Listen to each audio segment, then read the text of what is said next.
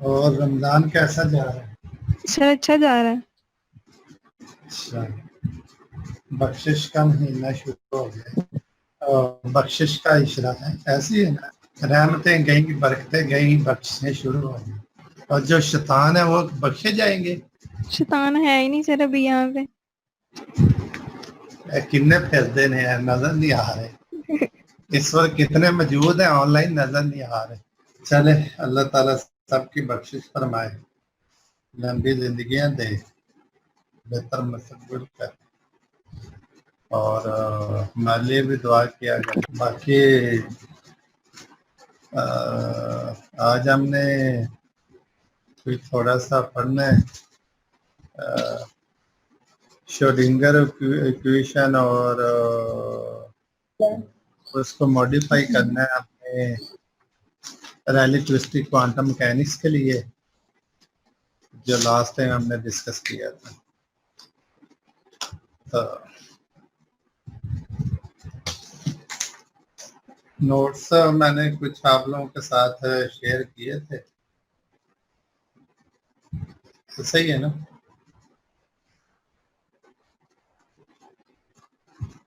सिया कहाँ है? Sir Siya, sir Siya. Sir उन्होंने शायद ज्वाइन नहीं किया अभी। उसके मुझे मैसेज आ रहे थे व्हाट्सएप पे, मैंने रिप्लाई नहीं किया, नाराज हो गया, रुस गया। असल मैं इधर ये कनेक्ट कर रहा था तो उस अंदर ही उसका मैसेज भी आया, मैंने पढ़ा नहीं।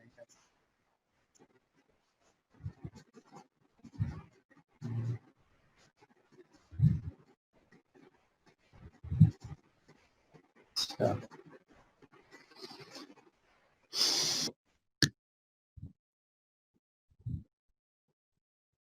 और क्या चल रहा है?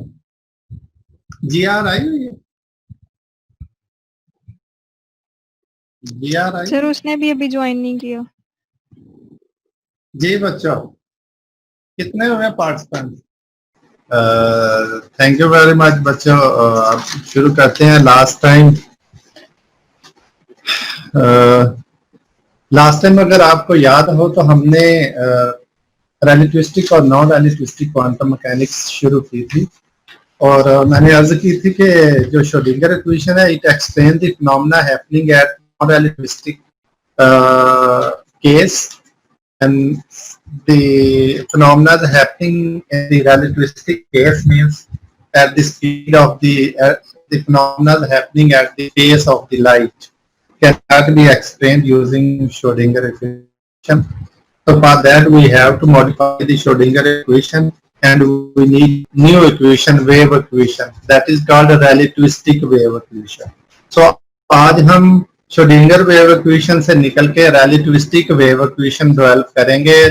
बेस वही है, श्रोडिंगर इक्वेशन को ही मॉडिफाई करेंगे, but the modified form, the new form is called relativistic wave equation. तो relativistic wave equation was developed by the Klein and Gordon, दो साइंटिस्ट थे, उन्होंने मिलकर ये डेवलप की थी। तो इस वजह से इसको क्लाइन एंड गॉर्डन इक्वेशन कह देते हैं, या क्लाइन गॉर्डन इक्वेशन। आमतौर पर कुछ बच्चे क्लाइन गॉर्डन भी कहते हैं, लेकिन यानी असल लफ्ज Klein Gordon equation. So Klein-Gordon equation is a modified form of the Schrodinger equation, which is called the relativistic wave equation. और ये सिमिलर होती है जो कि Schrodinger equation है in non-relativistic cases. तो बच्चों जब हम रिलेटिविस्टिक श्रोडिंगर इक्वेशन को, नॉन रिलेटिविस्टिक श्रोडिंगर इक्वेशन को मॉडिफाई करके उसको रिलेटिविस्टिक वेव में कन्वर्ट करते हैं, तो हमें एक बहुत जरूरत पड़ती है जिसको कहते हैं कि थ्योरी ऑफ रिलेटिविटी। आपको पता है आइंस्टाइन ने एक थ्योरी दी थी, थ्योरी ऑफ रिलेटिविटी, जिसके मुताबिक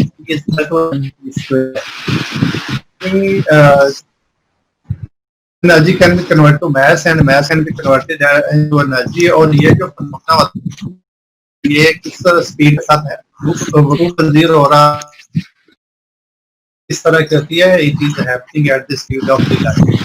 और मैंने अर्ज की थी कि ये इसकी एक एग्जांपल एनहिलेशन और इसका अपोजिट फेयर प्रोडक्शन, ये जो एग्जांपल्स हैं, these examples happen at the speed of the light. Annihilation, the conversion of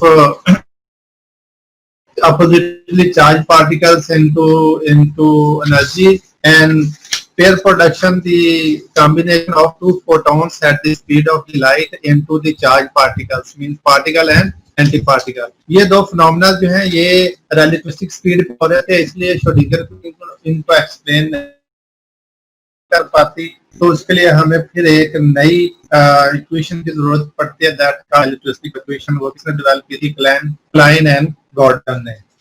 तो उसके लिए यानी हमें फिर थोड़ा सा चीजों को अंडरस्टैंड करना पड़ेगा. जो रिलेटिविस्टिक थ्योरी ऑफ रिलेटिविटी वो इटसेल्फ अभी तक यानी किसी तरह प्रूव नहीं हो पाई, इसलिए उसको हम कतन गलत नहीं कह सकते, लेकिन हम इतनी ठीक भी नहीं कह सकते, इसलिए क्योंकि हमारे पास उसके बारे में प्रूफ नहीं है कोई.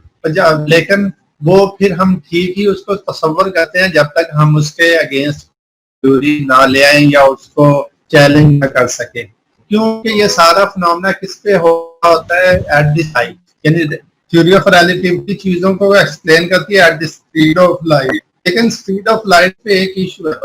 वो क्या इशू है कि जब भी कोई चीज स्पीड ऑफ लाइट के साथ मूव करती है तो इसका मतलब उसका मास है वो बढ़ जाता है, इनफाइनाइट होता है. जब इनफाइनाइट हो जाता है तो वो फिर यानी उसको फर्दर स्टडी करना नामुमकिन हो जाता है.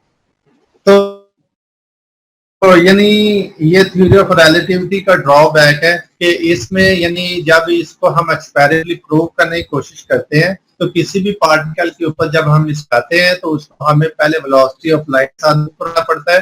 जब के साथ मूव करती है तो उसका मास बहुत ज्यादा हो जाता है, यानी इनफाइनाइट हो जाता है. तो उस थ्योरी को इटसेल्फ मास पे अप्लाई करना मुश्किल हो जाता है.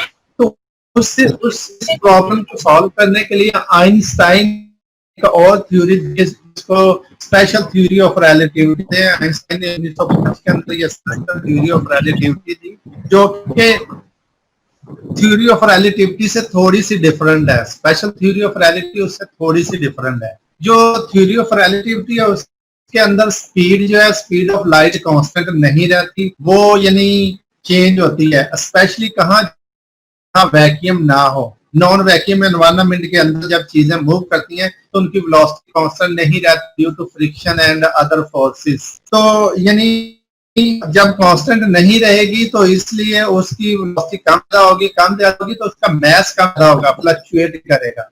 तो यानी उसके ऊपर यानी एक्सपेरिमेंटल स्टडी करना बहुत मुश्किल है या उसको प्रूव करना बहुत मुश्किल है. तो आइंस्टाइन इस प्रॉब्लम को दूर करने के लिए स्पेशल थ्योरी ऑफ रिलेटिविटी 1905 के यानी ऑब्जेक्ट्स एक कांस्टेंट एब्सोल्यूट वेलोसिटी के साथ मूव करते हैं. अब एक्स की एब्सोल्यूट वेलोसिटी होती है, यानी एब्सोल्यूट से क्या मुराद है? चेंज नहीं होती. और वो ऑब्जेक्ट्स कहाँ मूव कर रहे होते हैं? वैक्यूम के अंदर. यानी नॉन वैक्यूम कंडीशन के अंदर तो फ्रिक्शन और लेकिन सिर्फ रिलेटिविटी थ्योरी ऑफ रिलेटिविटी को एक्सप्लेन एक्सपेरिमेंटली प्रूव नहीं किया जा सकता और ना किया गया है अब तक.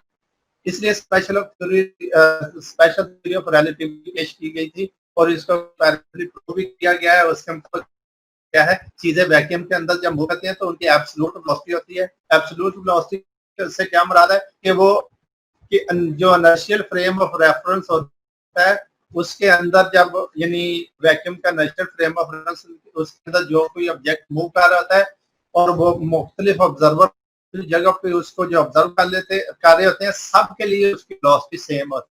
जो थ्योरी ऑफ रिलेटिविटी है उसके मुताबिक जो मुख्तलिफ ऑब्जर्वर्स होते हैं उनके हिसाब से ऑब्जेक्ट की वेलोसिटी डिफरेंट होती है. लेकिन स्पेशल थ्योरी ऑफ रिलेटिविटी में क्या होता है कि इनर्शियल फ्रेम ऑफ रेफरेंस के अंदर जो ऑब्जेक्ट मूव कर रहे होते हैं हर ऑब्जर्वर के लिहाज से उनकी वेलोसिटी होती है सेम होके. ये इसका बच्चों पहला यानी ये पास्टेट भी इसको जो स्पेशल थ्योरी ऑफ रिलेटिविटी है बेसिकली दो पास्टुलेट सेम रहते हैं in all inertial frame of reference. जितने भी इनर्शियल फ्रेम ऑफ रेफरेंस उनके अंदर फिजिक्स लॉज जो होते हैं वो सेम रहते हैं. सेम मींस के उनके ऊपर जो फिजिक्स के लॉज हैं रिलेटिविटी के अंदर कुछ जगह पे लगते हैं, कुछ जगह नहीं लगते हैं, कुछ जगह फेल हो जाते हैं। स्पेशल थ्योरी ऑफ रिलेटिविटी लेते हैं तो उसके अंदर नेचुरल फ्रेम ऑफ रेफरेंस के अंदर सारे फिजिक्स के लॉज जो होते हैं वो अप्लीकेबल होते हैं और उनमें कोई चेंज नहीं आती, ठीक है। उसके बाद दूसरा स्पीड ऑफ लाइट जो होती है वो वैक्यूम के अंदर सेम रहती है। सेम रहने की वजह से जो लाइट पार्टिकल है उनका मास सेम रहता है।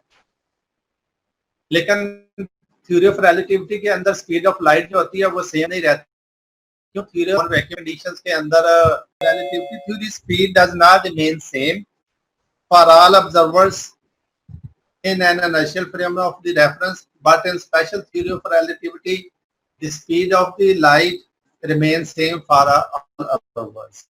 ये basic special of theory of relativity और थ्योरी ऑफ रिलेटिविटी है। दोबारा मैं थोड़ा सा समराइज कर देता हूँ। फर्क क्या है कि जो थ्योरी ऑफ रिलेटिविटी है उसके मुताबिक जो ऑब्जेक्ट्स मूव कर रहे होते हैं वो तमाम ऑब्जर्वर्स के लिए उनकी स्पीड सेम नहीं होती, और जो लाइट है उसकी वैक्यूम कंडीशंस के अंदर स्पीड सेम नहीं होती, वो चेंज होती रहती है, जिस वजह से जो ऑब्जेक्ट्स होते हैं जो मूव कर रहे होते हैं उनकी मास चेंज होता रहता है। जब कोई भी चीज स्पीड ऑफ लाइट को अटेन करती है तो उसका मास इनफाइनाइट हो जाता है और उसको करना, तो इस चीज को सॉल्व करने के लिए आइंस्टाइन ने खुद ही, ये दोनों थ्योरी उसी की है।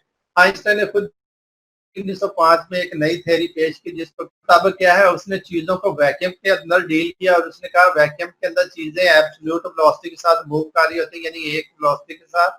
जब एब्सोल्यूट वेलोसिटी के साथ मूव कर रही होती है तो उसकी यानी उनका मास भी एब्सोल्यूट होता है। तो इसका मतलब यह है कि जितने भी फिजिक्स के लॉज हैं वो यानी जो जितने भी इनर्शियल फ्रेम ऑफ रेफरेंस होंगे इन वैक्यूम उनमें वो अप्लीकेबल होंगे, उनमें कोई प्रॉब्लम नहीं होगी। और दूसरा speed of the light vacuum के अंदर सेम रहती है, जिसकी वजह से यानी यूनिफॉर्म या कांस्टेंट होने की वजह से मास भी कांस्टेंट रहता है और उसमें यानी तब्दीली नहीं आती।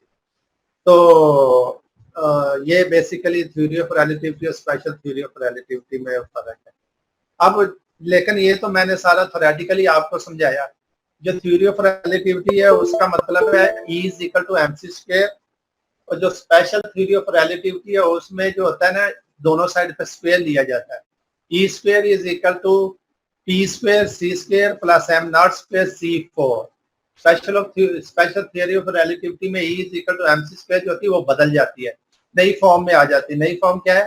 E square is equal to p square c square plus m naught square c square, जिसमें p क्या है? मोमेंटम है, c क्या है? वेलोसिटी ऑफ द लाइट है, और m नॉट क्या है? Rest mass of the object. तो इसको बच्चों यूज करते हुए यानी क्लाइन एंड गॉर्डन ने आइंस्टाइन की थ्योरी को और करके नई रिलेटिविस्टिक वेव इक्वेशन बनाई और उसको बोलते हैं क्लाइन गॉर्डन वेव इक्वेशन। तो आज हमने उसको बच्चों थोड़ा स्टडी करना है, तो मैं यानी उसकी तरफ आता हूं। अगर बच्चों आप यहाँ देखें तो ये क्या है? Special theory of derive the relativistic form of Schrodinger equation or derive Klein-Gordon equation या derive relativistic wave equation इसको बोलते हैं। ओके, हमें पता है श्रोडिंगर इक्वेशन ये हमने पीछे पढ़ी हुई है, minus H cut square over 2m del square plus v into x wave function is equal to e wave function, ये हमने पीछे पढ़ा है। जहाँ पे E क्या है? ये ऑपरेटर है, E is equal to iota h cut curl over curl t, ये भी हमने पढ़ा है। और फॉर इनफाइनाइट पोटेंशियल वेल आपको पता है पीछे पढ़ा है v इनटू x जीरो होता है, पार्टिकल का पोटेंशियल जीरो होता है। तो जब इधर जीरो पुट करेंगे तो आपके पास ये मॉडिफाइड फॉर्म बन जाएगी, minus H cut square over 2m del square psi, ठीक है, is equal to iota h cut curl over curl t psi into x। यानी ये इसको इधर पुट कर दिया, इसको जीरो कर दिया और ये आपके पास इक्वेशन एक बार ये पहली इक्वेशन आपके पास बन गई, यानी श्रोडिंगर इक्वेशन। इसके लिए इनफाइनाइट पोटेंशियल वेल के अंदर पार्टिकल है और उसके लिए हमने इसको सिंप्लीफाई कर दिया। अब आपको पता है इन नॉन रिलेटिविस्टिक केस कौन सा होता है? जिसमें पार्टिकल की वेलोसिटी या ऑब्जेक्ट की वेलोसिटी ऑफ लाइट से बहुत कम होती है। In non relativistic approach velocity of the light is much higher than the velocity of object and mass of the particle remain constant. जब पार्टिकल रिलेटिविस्टिक वेलोसिटी तक पहुंचेगा ही नहीं तो उसका मास कैसे चेंज होएगा? बहुत कम है वेलोसिटी ऑफ लाइट से उसकी वेलोसिटी, तो इसलिए उसके मास के ऊपर कोई इफेक्ट नहीं पड़ता इन नॉन रिलेटिविस्टिक केस के अंदर। Okay, the energy and momentum of the particle are related by the relativistic mass energy relation. तो नौ ये जो आपके पास फिर एक नई रिलेशन डेवलप की जिसको स्पेशल थ्योरी ऑफ रिलेटिविटी बोलते हैं। This is called special theory of the relativity. ये is equal to MC square Einstein की पहली इक्वेशन है। ये उन चीजों को डील करती है जो रिलेटिविस्टिक स्पीड से मूव कर रही हो। ये क्या है? स्पेशल थ्योरी ऑफ रिलेटिविटी, जिसके अंदर चीजें वैक्यूम के अंदर मूव कर रही हो, इसमें नॉन वैक्यूम के अंदर मूव कर रही होती। तो वो क्या फॉर्म है उसकी? E square is equal P square C square plus M not square C की power 4। C is the velocity of the light, M not is the rest mass of particle, P आपके पास क्या है? Operator है, momentum minus iota H का del, या इसको इस तरह भी लिख सकते हैं माइनस योटा एच का कर्ल ओवर कर्ल एक्स, अगर एक डायरेक्शन के लिए एक्स के लिए। Okay, E is equal to iota H का कर्ल ओवर कर्ल टी, ये भी ऑपरेटर है। सो इक्वेशन नंबर 2 के अंदर ये पी और ई की वैल्यूज पुट कर दो। जब इसके अंदर उसकी वैल्यूज पुट करेंगे तो ये आपके पास इस तरह की इक्वेशन बन जाए, minus H cut square curl square और curl T square is equal minus C square H cut square del square plus M not square C square. Values put कर दी पी और ई की। तो दोनों साइड पे वेव फंक्शन के साथ मल्टीप्लाई कर दें, दोनों साइड पे वेव फंक्शन के साथ मल्टीप्लाई कर दिया, दोनों साइड पे एच कट स्क्वायर और सी स्क्वायर के साथ दोनों साइड पे डिवाइड कर दें। जब डिवाइड किया तो आपके पास ये फॉर्म आ गई, दोनों साइड पे डिवाइड करने। फिर आप क्या करें, इसको उधर ले जाएं, ये माइनस डेल स्क्वायर साई को उधर ले जाएं, तो ये आपके हो जाएगा डेल स्क्वायर माइनस 1 और सी स्क्वायर कर्ल स्क्वायर और curl T square, psi common आ गया, तो ये इस साइड पे M cut square C square over H cut square psi. This is called the Klein Gordon equation for particle moving with relativistic speed. ये बच्चों clan Gordon equation है। इसको क्लाइन गार्डन इक्वेशन भी बोलते हैं या रिलेटिविस्टिक वेव इक्वेशन भी बोलते हैं। Okay, the non relativistic Schrodinger equation is the first order in time. आपने पीछे देखा होगा जो नॉन रिलेटिविस्टिक श्रोडिंगर इक्वेशन है उसमें वो टाइम 1 आता है उसमें, यानी आप पीछे देखें तो कर्ल और कर्ल टी एक दफा आता है, ये ना ई कर्ल और कर्ल टी इधर पुट करेंगे तो आपके पास कर्ल और कर्ल टी फर्स्ट ऑर्डर है। लेकिन ये इस इक्वेशन में अगर आप देखें, इस इक्वेशन में अगर आप देखें तो ये टाइम डबल डेरिवेटिव है, डबल इन डेरिवेटिव।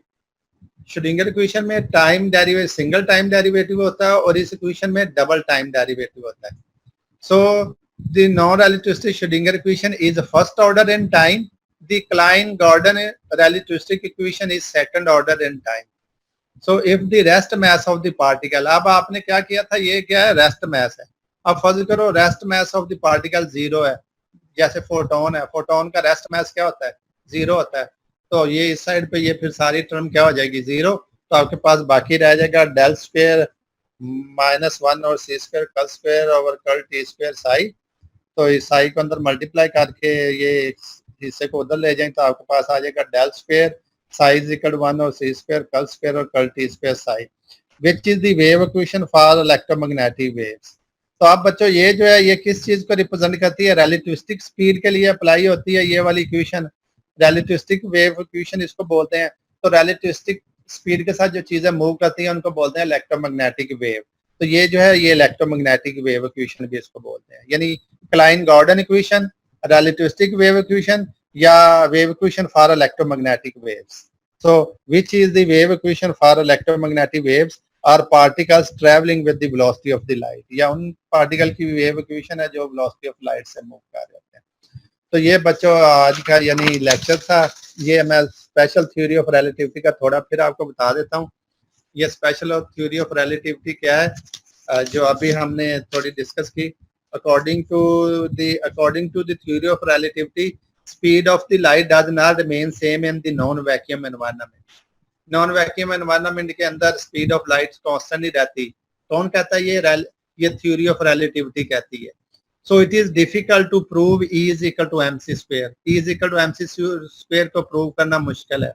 तो इसलिए आइंस्टाइन ने ही क्या किया, एक नई थ्योरम पेश की जो पीछे मैंने पढ़ी है, E square is equal to P square C square plus M not square C 4।